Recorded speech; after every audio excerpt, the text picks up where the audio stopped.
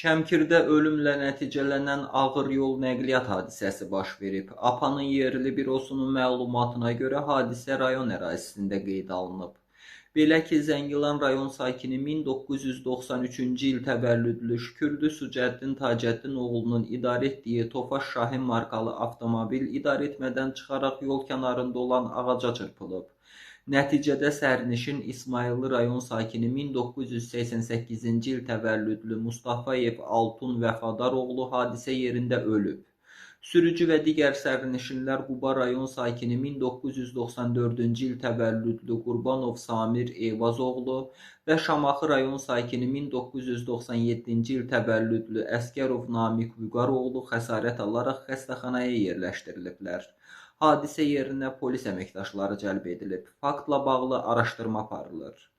Qeyd edək ki, sürücü və sərnişinlər Müdafiə Nazirliyinin en saylı hərbi hissəsinin müddətdən artıq hərbi qulluqçularıdır.